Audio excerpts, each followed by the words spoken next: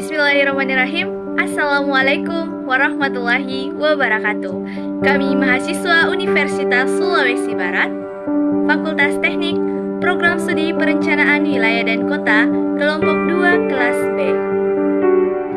Video ini dibuat untuk menyelesaikan mata kuliah Perancangan Kota dan Kawasan dengan dosen pengampu Bapak Jafar Muhlis, STMT. Kami dari kelompok 2 terdiri dari 5 anggota kelompok yang masing-masing bekerja sama dalam memenuhi tugas ini dengan judul materi Kota Kolonial. Sebelum kami masuk ke pembahasan lebih lanjut, izinkanlah kami memperkenalkan diri terlebih dahulu. Yang pertama, ada Nurul Insana Filail dengan NIM D021314. Selanjutnya, ada Sima dengan NIM D03213338. Lalu ada Yunita dengan NIM D03203004. Kemudian ada Aldi Wiranata dengan NIM D03215112. Dan terakhir ada Himawan Arya Negara dengan NIM D03200307. Baik, oke teman-teman, saya akan menjelaskan apa sih itu kota kolonial.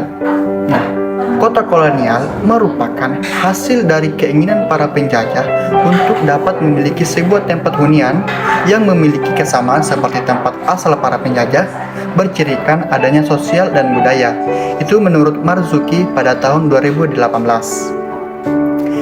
Kota kolonial identik dengan bentuk benteng yang di dalamnya terdapat tempat bekerja, tempat tinggal, tempat bersosialisasi, dan tempat rumah ibadah. Itu menurut Makelo pada tahun 2017. Nah, dalam buku yang berjudul The Southeast Asian City, Mr. Gi mengemukakan juga beberapa ciri kota kolonial seperti adanya sebuah permukiman yang terencana untuk para pedagang yang datang dan juga para penguasa atau penjajah. Nah, itu menurut Tampi dan Talok pada tahun 2018.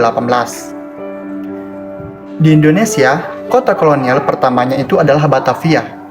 Kota Batavia dibangun atas dasar penguasaan dagang, pusat pemerintahan kota, dan markas besar VOC, transaksi dagang yang menghubungkan Batavia dengan pelabuhan lalu lintas Indonesia, baik antar kota maupun antar pulau, bahkan dengan negara. Nah, itu sedikit penjelasan dari saya.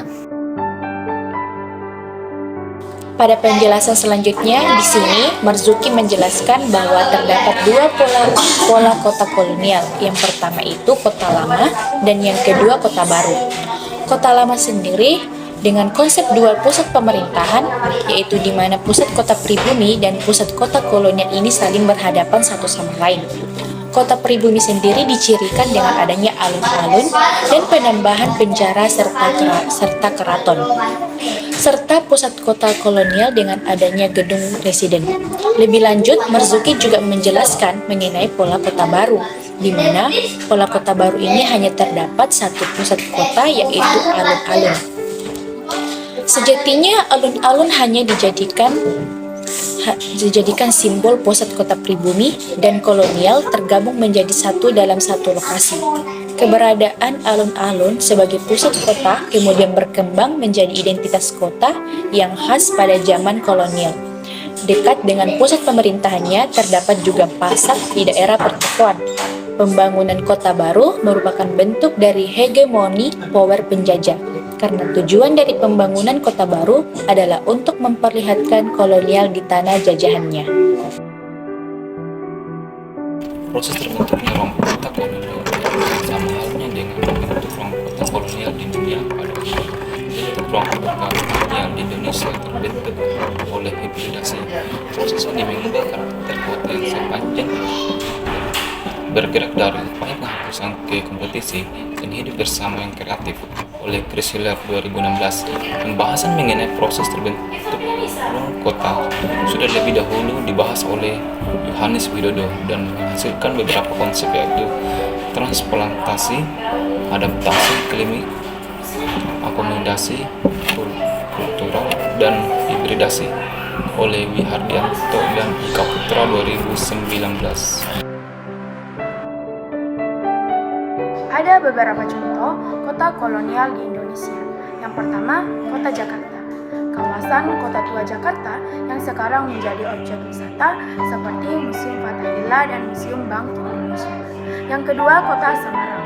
Kota Lama Semarang kerap dijuluki Little Amsterdam seperti Lawang Sewu dan Gereja Belanda. Yang ketiga, kota Bandung.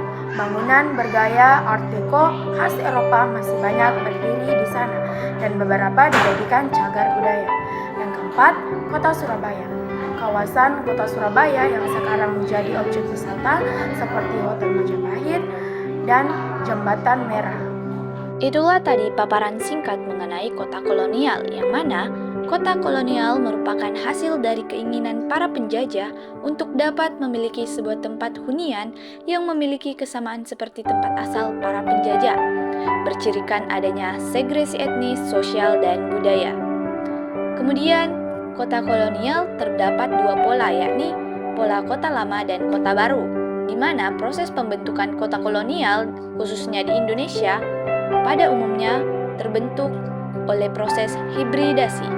Salah satu contohnya yakni di kota Jakarta dan kota Bandung serta kota Semarang.